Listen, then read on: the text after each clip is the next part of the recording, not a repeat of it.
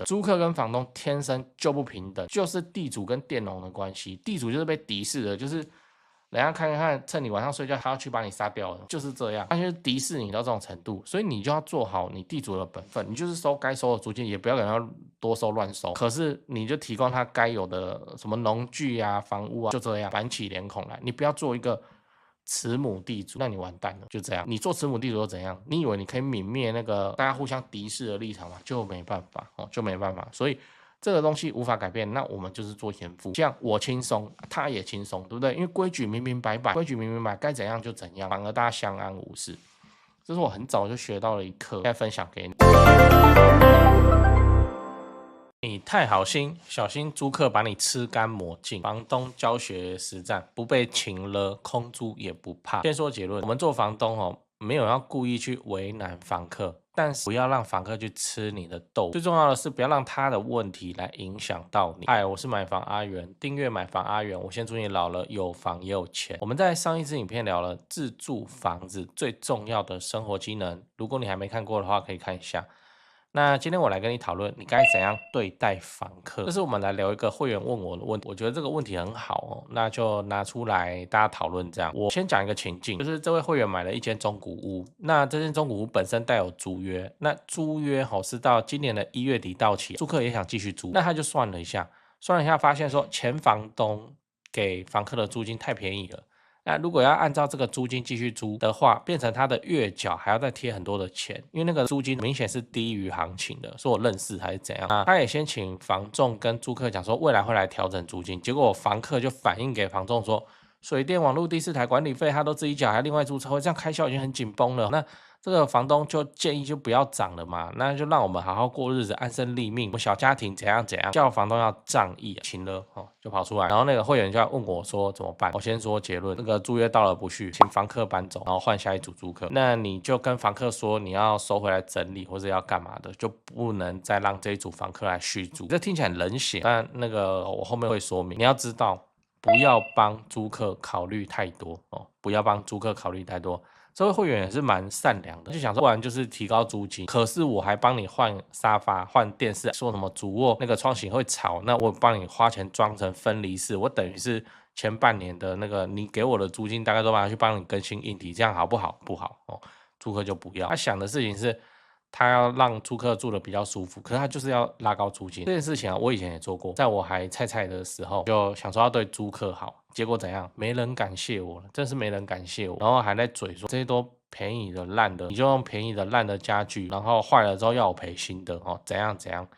对，所以我是心寒，当然是心寒啦。那撇除感性的部分，我们理性去看说为什么会这样。那我当然有一些心得，所以我现在不会再做这种事了。那像那个租客还在那边讨价还价，我未看先猜，你这次妥协，未来还有一大堆事情他来找你。什么叫做水电网络第4台管理费都自己缴，已经很辛苦，但是你辛苦啊，你租一间房子本来就是应该要自己缴啊，这是什么话？这不就是情勒而已吗？那为什么他会跟房仲沟通？一开始用情勒，除了那个租客性格的问题以外，应该是他以前就这样，对不对？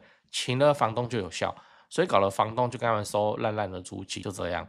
那我们就不要理他哦，他缴不出租金是他的课题。这个地方我岔出来讲一下，有一个心理学的名词，你可以了解一下，这叫课题分离。课题分离是阿德勒讲的哦，阿德勒是一位心理学家，他之前有一个书非常的红啊，我看那时候办公室同事好多女生都在读，叫《被讨厌的勇气》。被讨厌的勇气就是在讲这个阿德勒心理学。书蛮好看的你可以去翻一下。那我简单讲一下课题分离这个概念，就是说不要用别人的课题来伤害自己。我再说一次，不要拿别人的课题来伤害自己。这逻辑是这样：今天发生一件事情的时候，不管好坏，你就要先区分说这是谁的课题。我们讲课题，我们不讲责任或问题，这是谁的课题？如果是你的，那你当然就是自己跳下去想办法解决嘛。如果是别人的，你就不要介入。例如说今天这个例子，你需要去涨房租，不然你要贴很多钱，这个就是你的课题，你就要去处理。那房客他面对的课题是什么？房租要被涨，他要怎么去处理这个课题？所以这个课题就不是你的课题，你就不要去干预，就让他自己去解决这样。那为什么要岔过来讲这个东西？就是刚好想到这个概念，因为你之后当房东，一定有几率会遇到这种卖惨的。那到时候你要记得，清楚的记得，你心里要课题分离，才不会被他影响。你参考看看，而且这样你就不会内耗，那你日子也走得比较轻松，轻松很多。反正该怎样就怎样。最后你要知道，不用去担心空租的问题。我也知道我这个会员在怕什么，其实就是怕空租。他会担心说这个租客走了以后，他未来好几个月会空租，或是未来无法再挑到好的房客这样。所以在想说，不然就让他们继续租。可是我要怎么涨租金？题目就变成在讨论着。那这个很正常，是因为当房东的经验还不够多。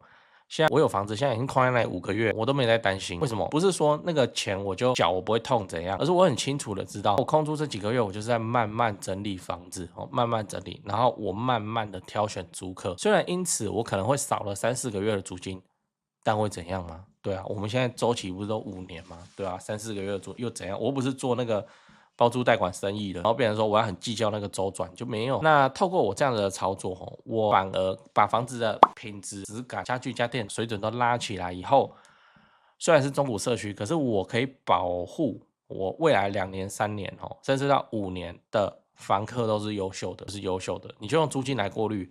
然后又要讲说，只有8大才会付那个高，他是8大你看不出来这边乱，你就要跟他要工作证他就给你一个什么酒店的干部，那你看不出来对，那一租到5年，从头到尾都同一组租客，很稳定，租金又高，那租客也觉得很好。为什么？这个我之前拍片讲过嘛，就是现代人怎样，他愿意花钱买好东西。不然你自己看，为什么那个超昂贵的吃到饱，什么一个人1800，一个人2000多的，都要排队，都要预约。然后路边的那个130块三妈臭臭锅，没有人要吃，就这样。现在社会已经变成大家敢花钱，愿意花钱。那我只是提供一个 solution 去满足他而已，所以他会觉得 OK。那这有什么不好？这个反观起来就叫做慢慢来比较好，慢慢来比较好。你去拼那个半个月租掉、10天租掉、5天租掉，很屌啦。那个只是你在跟朋友聊天的时候嘴秋而已。我在看这件事情就不是厉害，这件事情就是什么？那你租便宜了，对，你租到便宜了。不然的话，你10天把它租掉是什么东西？在我们来看，就是说你有该收到的租金没收到，你租便宜了，对，你就慢慢租，慢慢去挑选租客，没安诺，真的没安诺。你看你那个为了拼速度去租掉，结果你租到8、9，网友会每天打电话给你，你这样隐形成本不是更高吗？你拼那个时间干嘛？对这几件事情先讲，不然怕忘记。就现在不是房地产吹冷风嘛，这已经是事实了。那我自己的观察是这样跟你分享一下。先说台北台北市、新北市。那台北目前依然持续在成交那成交的行情没有特别的高，也没有特别的低，就行情这样。只是说现在的买方分布已经变成说50%是自住换屋那50%是财富传承，投资客几乎都离开台北了。那我想这个也不赖嘛，就没有投资客在那边恶性炒作那前面讲到那个50%自住换屋。自住换屋很重要的考量就是小朋友的学区所以蛋黄依然非常坚挺那50%的财富传承那财富传承讲的就是就天龙人嘛有钱的天龙人。那通常都是怎样？长辈就是看生几个小孩，然后每个小孩一人帮他们买一间这样要给小孩的这种属性。所以他那个也没有要投资，也没有要炒作啦，就是保值就好财富传承。那你有钱，你要放在全台湾最顶尖的房地产市场来自住换屋或是财富传承都可以只是说现在成交在4500万以上已经是目前的常态我居然还有观众去买超过1亿的大安区房子，然后他们说我台北前辈的团队服务是非常的顶级他们的家族很满意这样。对，所以你要看那些财富传承用的房子或者好学区的房子你就加我前辈的 LINE 小老鼠拜台北，小老鼠买台北这样，加了你就看到他的大头贴那个是助理在顾的那他们会不定期的 po 这些房子给你参考。OK 那讲完台北讲高雄高雄的情况是也一样，市场降温那之前的乱买乱出价族群就不见了，我认为这样很好。因为这样子我们就可以专心瞄准重大建设，就比较不会有那外行乱出高价的乱，你知道。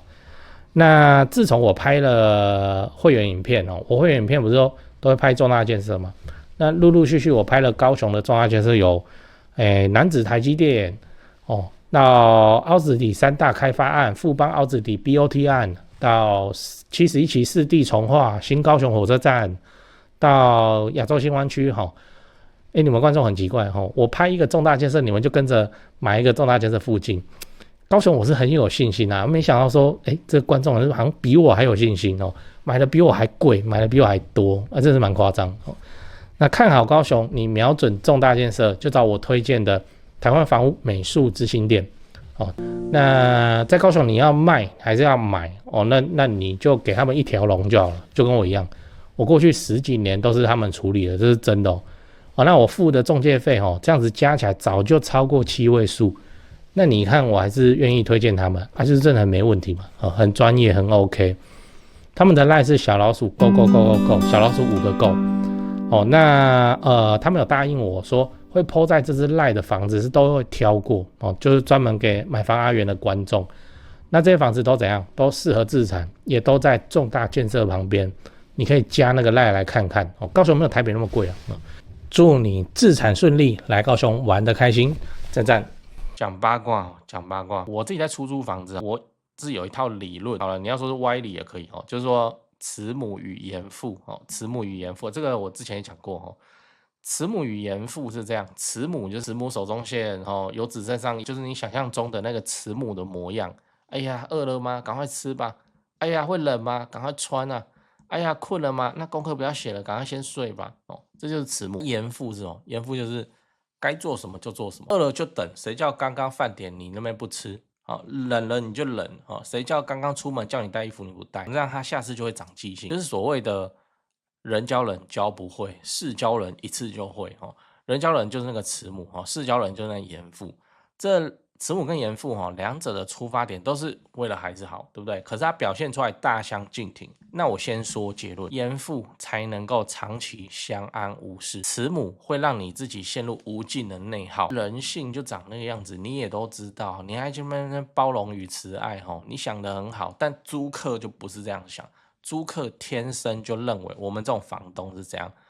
是废物是社会上的蠹虫。我们是地主，他是佃农，是谈不好的，这是立场不对，而且立场更严重。这不是说什么一个支持民进党，一个支持国民党，互看不爽这样，没有，这是看不爽还要付钱给他的这种等级的不爽，这就是天生立场不对的问题啊，天生就谈不好了，你还去做慈母，你怎么想的？对，所以你做严父，严格的父亲，你该怎样就怎样。你租金迟缴你就电话通知，连续2个月未收到，启动租客沟通搬迁程序，然后凶凶的板起面孔来这样。相反的你生活所需都帮租客准备好，租客讲什么你就去帮他换什么，讲什么你就换什么，通常都是无条件的答应你想说你在为别人好。你把他的家电都弄得省电，都新新的，家具都是品牌，都没甲醛。然后他讲说什么东西坏掉，你就要换，讲到要修，然后全部的钱都要你出啊，你都不去跟租客做谈判的情况，你就变成那个慈母，那就很危险啊。相反的，租屋这件事情本来就是一商业合约的交易，本来就是嘛，对啊。所以我们做那个严父，可是我该给人家的东西是我的课题，是我的责任，我就是要帮人家用好。比方说，我给到他的家具店都是好好的，然后都没有安全的隐患，都不是买大陆货。这个要讲一下，就是说淘宝可以买灯，你也知道淘宝的灯，然后很多那个会教啊，就是你去淘宝买漂亮的灯，可是淘宝用的是220伏的电，台湾用的是110，所以你要请那个卖方改电来之后弄，然后几百块有一个很漂亮，就这样嘛，对不对？这我不敢用，我先说我不敢用，因为你改过，你没有那个原厂，你没有重新送电检之后，这种烧起来算谁的？对啊，你去找那个淘宝，他理你嘛？这又是电器反正我是不用这个东西，我真的都用品牌货那这样就出事有人负责就对了。OK， 好，我们讲回来，这本来就是讲商业合约的交易，我就是做那个严父，该怎样就怎样。可是我东西都给你好好的，然后我就要求，这双方的权利义务就是明定下来。有看过我租约就知道，我还会明定到那个家具家电的牌子，意思是说，如果电视看一看，然后超过6个月坏了，搞得他要赔，然后我出一半的情况，他要赔我这个牌子。不要说什么我用烂烂的电视，然后要赔 LG， 就不要你连那个品牌都给他写上去。型号能写上去，家具也是一样 ，IKEA 你去抄它的那个标题不就好了？如果你家的狗把我的那个桌子咬坏了，好，你也不用担心，你就是赔我 IKEA， 这型号什么都一样，就去赔那个明码标价，大概那边整，这个就是严父的做法。不要用你的慈母心去接触你的租客，因为人家这是迪士尼，你还在那边做慈母你一定被凹，一定被吃你要这样想，你就做严父，板起脸孔，你该怎样就怎样。租客知道你不好讲话，那他就配合嘛，对啊，因为他顺势配合，反而对他来说成本最低，就这样。那你现在想一想，你对租客是慈母还是严父？如果你是慈母，那未来我保证你会有非常多的状况要处理，就不会是每一组租客都是好人了。而且人性就是这样，他就觉得你人好可以凹，那就会来凹，不然人善被人欺，这怎么来的？